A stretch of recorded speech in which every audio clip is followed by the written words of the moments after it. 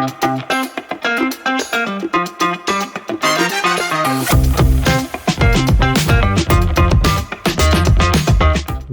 आज हम आपके लिए ऐसा कंपैरिजन लेके आए हैं जिनके बारे में बहुत सारे लोग डिस्कशन कर रहे थे, बहुत सारे लोग बातें कर रहे थे, कौन सी गाड़ी बेहतर है। दोनों गाड़ियाँ पिछले साल अपडेट हुई हैं, इनफैक्ट नए मॉडल्स आ गए हैं।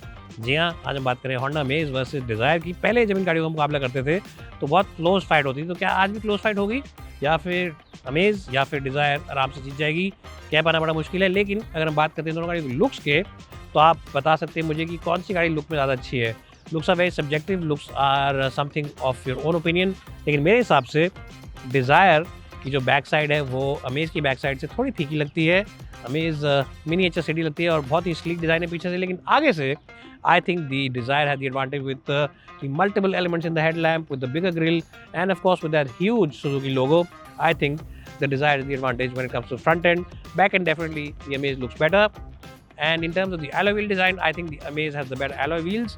They look cooler, and this one feels like थोड़ा सा डिज़ाइन ओवर कर दिया है. But overall, which one do you prefer? You can let me know in the comment section below. इस पूरी वीडियो को देखिए, मटीरियल्स की बात करेंगे, सीरीज की बात करेंगे, ड्राइविंग की बात करेंगे, फीचर्स की बात करेंगे, बूट की बात करेंगे, और एंड में आपको बताएंगे which one should you buy, which one is better for you. क्योंकि देखिए दोनों गाड़ियों में कुछ प्रोज एंड कॉन्स हैं, तो सारी बातें आपसे डिस्कस करके हम आपको इस वीडियो के एंड तक बताएंगे. Thanks guys for watching. तो मैं आ चुका हूँ डिज़ायर के कैबिन के अंदर. इस गाड़ी का अगर मुकाबला करते हैं होंडा अमेज के साथ जो हमारे साथ खड़ी हुई है, तो इसका कैबिन थोड़ा ज़्यादा भरा भरा लगता है आपको. वो इसलिए क्योंकि जो डिज़ाइन है वो काफ़ी सारे लेयर्स में कर रखा है. यहाँ पर एक यहाँ पे आपको सिल्वर की फिनिश मिलती है, यहाँ पे आपको फेक वुड मिलता है, प्लास्टिक ब्लैक मिलता है, बेज मिलता है.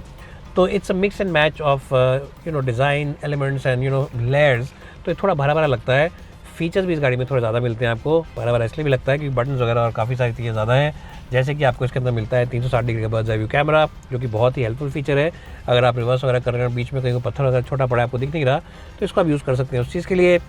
क्लाइमेट कंट्रोल ऑटोमेटिक मिलता है बेस LXi में भी. जी हाँ, ये भी एक बहुत अच्छी बात है. साथ ही क्रूज़ कंट्रोल वगैरह मिल जाता है जो कि उसमें भी आता है, लेकिन प्लस में आपको यहाँ पे एक बड़ा सनरूफ मिल जाता है.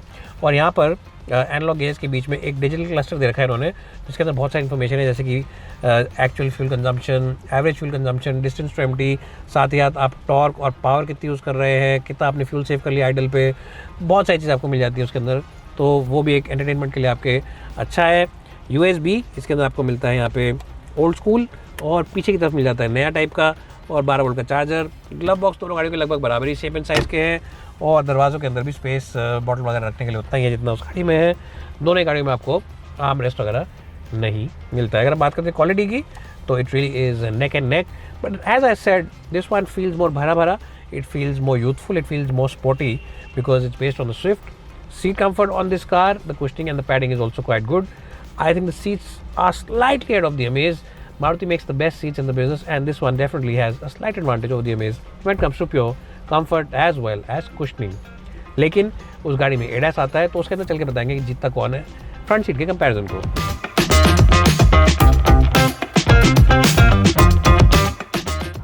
तो मैं आ चुका हूँ होंडा अमेज के कैबिन के अंदर. जैसा मैंने आपको डिज़ाइन में बैठ के बताया, डिज़ायर कैबिन थोड़ा स्पोर्टी लगता है, थोड़े से लेयर ज़्यादा लगते हैं उसके अंदर.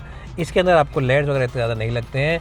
सिंपलिस्टिक और मिनिमलिस्टिक डिज़ाइन है इस डैशबोर्ड का, और वो इसलिए क्योंकि इन्होंने होंडा एलिवेट के डिज़ाइन से इसको लिया है. काफ़ी सिमिलर दोनों गाड़ियों का डिज़ाइन.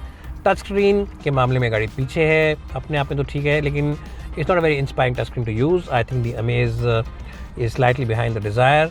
लेकिन जहाँ पर ये आगे है गाड़ी, वो है ADAS टेक में. जी हाँ, यहाँ पे आपको जो ADAS स्वीट मिलता है उसके अंदर आपको मिल जाता है अडैप्टिव क्रूज कंट्रोल, साथ ही साथ आपको मिल जाता है लेन कीपर असिस्ट, और साथ ही साथ आपको मिल जाता है लेन डिपार्चर वार्निंग वगैरह. तो उन सब चीज़ों में एक सेफ्टी के एंगल से आपको थोड़े से फीचर ज़्यादा मिल जाते हैं. पैडल शिफ्टर्स इस गाड़ी में मिल जाते हैं आपको, जो कि उसमें नहीं मिलती है MT के साथ भी, और ऑटोमेटिक हेडलैम्प्स इस गाड़ी में आपको मिल जाते हैं. जो चीज़ नहीं मिलती है वो है 360 डिग्री का कैमरा, टायर प्रेशर मॉनिटर्स और एक बड़ा सनरूफ. तो उस चीज़ में वो आ गया, और डिपेंड करता है आपको क्या चाहिए. सीट कंफर्ट 19-20 का फ़र्क है. ये गाड़ी 19 है, वो गाड़ी डेफिनेटली 20 है.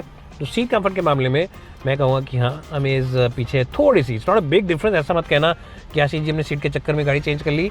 It's not a big difference, but since I am comparing both these cars today, एक कंपेरिजन जो बनता है उसमें आपको पता रहेगा कि जो डिज़ायर है वो थोड़ी सी आगे है compared to the Honda Amaze. Other than that, colour इस गाड़ी के अंदर सिमिलर ही है. बेज कलर है इसके अंदर, और दरवाजे वगैरह और ग्लव बॉक्स वगैरह के अंदर स्पेस कैपेसिटी लगभग बराबर ही है जितनी आपको डिज़ायर में मिलती है। तो who wins the battle, finally कौन जीतता है फ्रंट सीट का बैटल?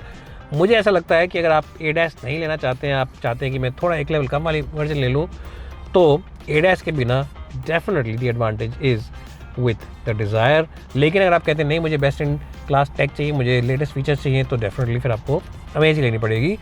लेकिन टू बी ऑनेस्ट, जो एक डायनामिक और यूथफुल यंग लोग हैं वो प्रेफर करेंगे उसका cabin at least in the front and. लेकिन जो मेरी तरह सिंपलिस्टिक लोग हैं जो कहते हैं मुझे सुकून चाहिए, वो शायद इस गाड़ी को प्रेफर करें। बट क्योंकि आज मेरे को विनर बताना ही पड़ेगा, because of the comfortable seats on the front of that car, the advantage is better on the Dzire, and I think the front end of the cabin definitely the Dzire wins the battle today. अब चलते हैं back seat पर, बताते हैं back seat में कौन कैसा है। तो मैं आ चुका हूँ बैक सीट में डिज़ायर की, और इस गाड़ी के अंदर आपको स्पेस ठीक ठाक मिल जाता है। एक जो इशू है लेकिन वो ये है कि जो इसका हेड लाइनर है ऊपर का, वो अगर आप लंबे ज़्यादा और आप ऐसे बैठना पसंद करते हैं, अगर आप मेरी तरह 5'9", 5'10" के करीब हैं, तो आपको दिक्कत नहीं आएगी। 5'11" भी है तो दिक्कत नहीं आएगी। लेकिन अगर आप 6 फुट के हैं तो आपका हेयर स्टाइल ज़रूर चेंज कर देगी गाड़ी फ्री फंड में, क्योंकि यहाँ पे इसका हेडलाइनर जो है वो रगड़ेगा आपके सर से। तो इस चीज़ का आपको ध्यान रखना पड़ेगा। एक और चीज़ जो इस गाड़ी की अच्छी है वो ये है कि यहाँ पर आपको USB ओल्ड स्कूल ही मिल जाता है और टाइप सी मिल जाता है, जो कि आपको टाइप सी कैबिन में नहीं मिलता है हमें इसके। उसके अलावा तो बाकी सब चीज़ें लगभग बराबरी पर ही हैं, आर्मरेस्ट वगैरह मिल जाता है। एक चीज़ जो इसमें अच्छी है वो ये है कि इसके एडजस्टेबल हेडरेस्ट हैं, उसमें एडजस्टेबल नहीं है। लेकिन एक चीज़ बुरी जो है वो ये है कि तीसरे पैसेंजर के पास सर को आराम से टिकाने की जगह नहीं है, क्योंकि शायद कुछ कंपनियाँ सोचती हैं कि ज़्यादातर लोग बीच में बैठते नहीं हैं, बट सेफ्टी के हिसाब से इनको देना चाहिए था। एटलीस्ट अमेज में एक एक्स्ट्रा बेनिफिट वो है कि उसके अंदर सेंट्रल आर्मरेस्ट के साथ साथ सेंट्रल हेडरेस्ट भी आता है।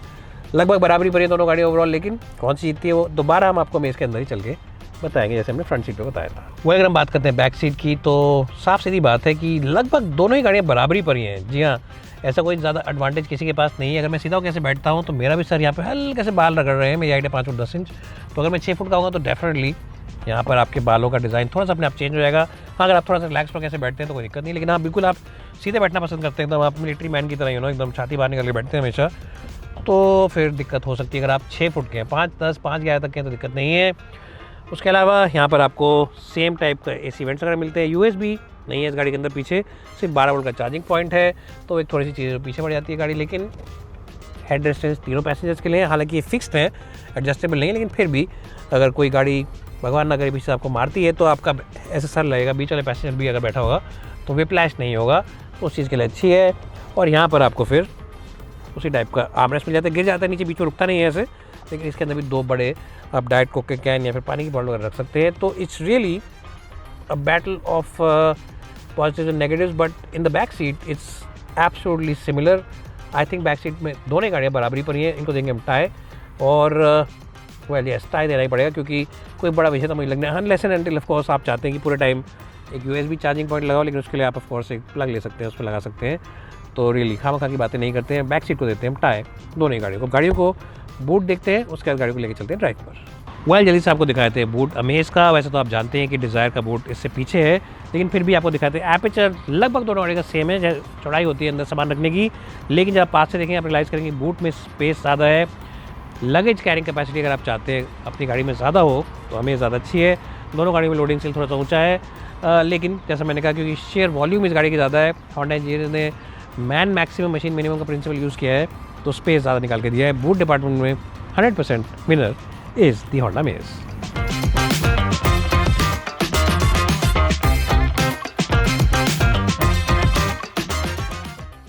तो मैं चला रहा हूँ इस वक्त मारुति सुजुकी की डिज़ायर, और ये बेस्ट सेलिंग कार है। पहले गाड़ी लॉक कर लें, ये बात तो आप जानते हैं पहले से। फ़र्क ये है कि इसके अंदर 1.2 अब 3 सिलेंडर यूनिट आता है, पहले जो आता था 1.2 वो 4 सिलेंडर यूनिट था। लेकिन ओवरऑल अगर हम बात करते हैं ड्राइविंग की, कंपैरिजन करते हैं अगर हम अमेज के साथ, तो बहुत ही माइनर फ़र्क है इस गाड़ी में और होंडा अमेज में इन टर्म्स ऑफ रिफाइनमेंट। शहर में थोड़ा सा आपको लगेगा कि हाँ ये गाड़ी कंपैरेटिवली थोड़ी सी पीछे ज़रूर है जब आप इसको रेव करेंगे। जैसे अभी मैं चला रहा हूँ 2000-2500 RPM तक, तो ठीक है ये, लेकिन जब आप 2500 से ऊपर ले आते हैं, हल्का सा जब इसको भगाते हैं, जैसे हम कहते हैं रेव्स बढ़ाते हैं आप, तब हल्का फुल्का आपको लगेगा कि हाँ थोड़ा सा रफनेस है, और थोड़ा सा कंपेयर टू द अमेज आपको महसूस ज़रूर होगा कि रिफाइनमेंट उतनी बेहतर नहीं है। अपने आप में बहुत बेहतर है, ये बात नहीं है कि बेहतर नहीं है, अपने आप में बहुत बेहतर है, लेकिन क्योंकि आज हम कंपैरिजन कर रहे हैं क्योंकि दोनों गाड़ी साथ साथ चल रही हैं, तो 19-20 का फ़र्क आपको पता चल जाएगा साथ साथ गाड़ी को चलाएंगे या बैक टू बैक चलाएंगे। तो that's one area in terms of the overall refinement levels where this car is slightly behind, ever so slightly behind, but अपने आप में it's quite good। Ride comfort की बात करें तो शहर में दोनों गाड़ियाँ लगभग बराबरी पर ही हैं। हाईवे पर भी 19-20 का फ़र्क है, बहुत मुश्किल है चूज़ करना। बहुत ही अच्छी प्लांट राइड है इस गाड़ी की भी। Very comfortable car, very nice car and very good to drive. Sometimes it's just that some of those badly paved roads, जो बहुत ही ख़राब गड्ढे होते हैं, वो एंटर कर सकते हैं, but on the whole it is generally quite good. अगर हम बात करते हैं ओवरऑल विजिबिलिटी की तो अगेन 19-20 का फ़र्क है कि शीशे थोड़े छोटे ज़रूर हैं, उस गाड़ी में शीशे बड़े मिलते हैं और उसके अंदर आपको ADAS फीचर्स मिलते हैं, ADAS टेक मिलता है, जो कि बेहतरीन है ज़्यादा in terms of the outright safety, in terms of the outright features of enhance safety, so that is something which better. उसके अलावा आपको एक और बात जो अच्छी लगी वो ये कि जिसका स्टीयरिंग व्हील है ये काफ़ी क्रिस्प है और हल्का तो ज़रूर है, लेकिन इसकी जो एक्यूरेसी है वो काफ़ी अच्छी है। अगर हम बात करते हैं अमेज़ की तो उसके मुकाबले I think this is the better steering wheel, क्योंकि इसके अंदर आपको स्विफ्ट वाला डायनामिक्स है, स्विफ्ट वाला बेसिकली चैसी वगैरह है, तो स्टीयरिंग व्हील भी वैसा ही एकदम मज़ेदार है। स्विफ्ट की तरह ही आपको स्टीयरिंग व्हील वगैरह मिल जाता है, जो कि काफ़ी एंगेजिंग है ड्राइव के मामले में। तो again it depends on what kind of driver you are. हाँ, ADAS फीचर्स में नहीं आते, जैसे मैंने पहले आपको बताया। ADAS सेफ्टी किट जो है, जो adaptive cruise control, lane keeper assist, lane departure warning, वो 4-5 चीज़ों सेफ्टी फीचर आती है, वो इसमें नहीं मिलती आपको। So again you have to decide which one you prefer, but yes it's very good in terms of fuel economy, जो कि एक मारुति सुजुकी का हमेशा से स्ट्रॉन्ग पॉइंट रहा है। It's very good in terms of the overall ride and as a said in driving also dynamically. अगर आप चाहते हैं अपनी गाड़ी से थोड़ा सा फन फैक्टर लेना, देखिए दोनों में से कोई भी गाड़ी फन तो है नहीं ऐसे, क्योंकि ये एक फैमिली कार है, वो भी फैमिली कार ही है। तो एक अगर आप चाहते हैं dynamically better car to drive, then the Dzire is slightly better in terms of driving. None of them is a true driver's car, but this one has a slight advantage. So again, you have to decide what is your cup of tea, which one you prefer. अब गाड़ी को रोकते हैं और क्या preferences है, क्या preferences नहीं है, वो आपको गाड़ी रोक कर बताते हैं। आपको अगर वीडियो अच्छा लगा हो यहाँ तक देख के तो प्लीज़ लाइक करना चैनल को, सब्सक्राइब किए बगैर मत जाना, बेल आइकन दबाना and as always don't forget to visit our website carbike360.com. Thanks guys for watching.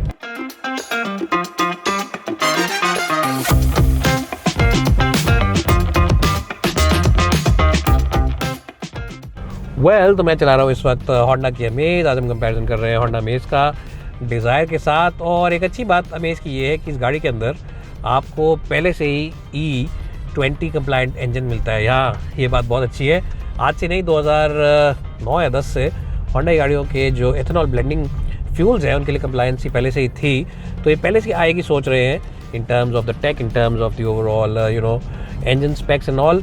तो इस गाड़ी में आपको वो टेंशन नहीं लेनी पड़ेगी क्या मेरी गाड़ी एथेनॉल पे चलेगी, क्या ब्लेंडेड फ्यूल में चलेगी, माइलेज गिर जाएगी, ये वो सब टेंशन लेने की ज़रूरत नहीं है। लाइफ गाड़ी की और पार्ट्स गाड़ी के जो हैं वो बढ़ जाएंगे और बढ़े ही रहेंगे, घटेंगे नहीं इनकी टाइमिंग, बिकॉज पहले से जैसे मैंने बताया कि एथेनॉल की ब्लेंडिंग वगैरह सब कुछ करके दे रखी है। सो वो वाले इंजन के मतलब हिसाब किताब उन्होंने पहले से ही बना रखा है एथेनॉल ब्लेंडिंग वाले का। अब अगर बात करते हैं इसकी परफॉर्मेंस की तो 1.2 लीटर का इसके अंदर इंजन आता है, 4 सिलेंडर यूनिट है ये। और इमीडिएटली अगर आप इसका कंपैरिजन करते हैं डिज़ायर के साथ तो आप ये मेकआउट कर सकते हैं कि डिज़ायर और इसके अंदर रिफाइनमेंट लेवल्स का बहुत अंतर है। इसकी रिफाइनमेंट लेवल्स काफ़ी अच्छी हैं, काफ़ी बेहतरीन है, चाहे आप हाईवे पर चलाएँ, चाहे आप स्लो स्टेडी स्पीड पर चलाएँ, इस गाड़ी के अंदर आपको शोर शराबा नहीं आता है। बहुत ही शांत इंजन है इसका and that's something quite good. अगर आप चाहते हैं कि मैनुअल ले लें तो मैनुअल में इसका जो गेयरबॉक्स है वो भी काफ़ी अच्छा है, बड़ा ही स्लिक थ्रो वाला गेयरबॉक्स है। और चाहे तो ऑटोमेटिक में CVT ले सकते हैं, CVT भी काफ़ी बेहतरीन यूनिट है, you enjoy using the CVT as well. So these are two things which make it quite good and also make it advanced and ahead of Dzire, because Dzire में AMT आता है, AMT technology होती है, वो झटके मारता है gearbox, इसके अंदर CVT आता है, सीमलेस गेयरबॉक्स है। तो दोनों चीज़ों में आगे है। एक और चीज़ जहाँ पे आगे है वो है राइड कंफर्ट। डिज़ायर का कंफर्ट काफ़ी बेहतरीन है, काफ़ी अच्छा है, लेकिन इसका अभी भी आधा पौना कदम आगे है ओवरऑल डिज़ायर के पैरामीटर्स के हिसाब से। तो slightly ahead of the desire in terms of the overall ride comfort. उसके अलावा विजिबिलिटी की बात करें तो लगभग बराबर ये दोनों गाड़ियों की। स्टीयरिंग व्हील का रिस्पॉन्स की बात करें तो लगभग बराबर ये दोनों का। Very difficult to choose which one you should go for. और अगर हम बात करते हैं ओवरऑल फ्यूल एफिशिएंसी की तो Dzire definitely is ahead in that department. That engine has been tuned more for efficiency. Drivability wise तो दोनों अच्छे हैं, लेकिन उसकी एफिशिएंसी आधा पौना कदम आगे है ओवरऑल। रिफाइनमेंट में, आउटराइट परफॉर्मेंस में दोनों बराबर है, हाईवे पर रिफाइनमेंट दोनों की बराबर है, क्योंकि इसको भी आप भगाते हैं। और CVT अगर आप लेते हैं तो ये देखिए क्या होता है, शोर बढ़ जाता है, लेकिन जो परफॉर्मेंस उसे आने में 2 सेकंड लग जाते हैं। थोड़ा सा सोचता है गेयरबॉक्स की पावर भेजनी है टायर्स में, पहियों में और वो सब, तो रिफाइनमेंट ऑलमोस्ट बराबरी पर है। हाँ, लेकिन शहर में इमीडिएटली आप देखेंगे कि 4 सिलेंडर यूनिट का जो फ़र्क है, जो एडवांटेज है, वो इस गाड़ी के पास है।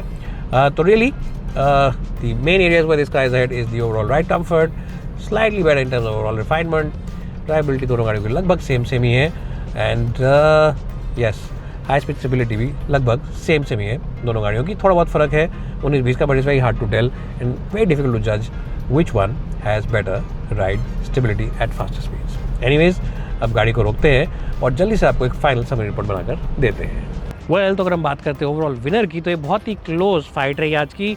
बहुत ही मुश्किल है चूज़ करना, और जो इन गाड़ियों के बीच का गैप है, इससे भी कम फैसले के लिए गुंजाइश है इस वर्डिक्ट में। लेकिन हम आपको बताएंगे कौन सी गाड़ी ज़्यादा बेहतरीन है। अगर आप चाहते हैं एक वेल इंजीनियर्ड पैकेज, आप चाहते हैं कि ड्राइविंग में मुझे अच्छा लगे, आप चाहते हैं कि मेरे को एक सॉर्टेड आउट गाड़ी चाहिए, सिंपलिस्टिक हो देखने में बाहर से भी और अंदर से भी, कैबिन में आपको बैठ के शांति मिले, तो definitely amaze is a very good car.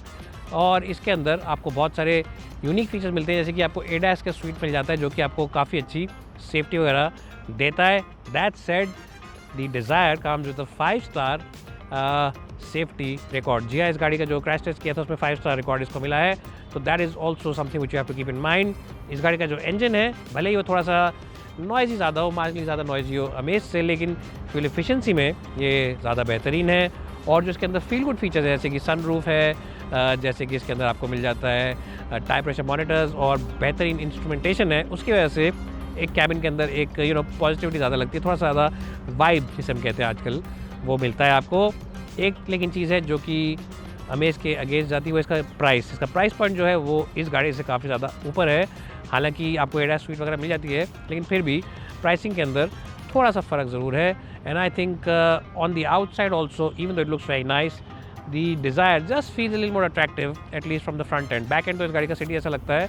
तो ओवरऑल बहुत ही ज़्यादा पॉजिटिव बातें हैं, बहुत ही नेगेटिव बातें हैं। थोड़ा सा आप भी कंफ्यूज होंगे, थोड़ा सा मैं भी कंफ्यूज होगा, लेकिन अगर हम सब चीज़ों को मिक्स एंड मैच कर लें तो कहना ये ईजी रहेगा कि अगर आप दिमाग से गाड़ी खरीद रहे हैं तो ये गाड़ी आपके लिए बहुत ही अच्छा पैकेज है। और अगर आप दिल से खरीद रहे हैं, आपको चाहिए एक well engineered car, Honda's technology, tried and tested technology, Honda's E20 compliant engine, then the Amaze is your choice. So it's a battle between your heart and your head. The heart says Amaze, but the mind and the overall logic says the Desire. And I think the Desire has a slight advantage. Overall slight advantage definitely is with the Desire.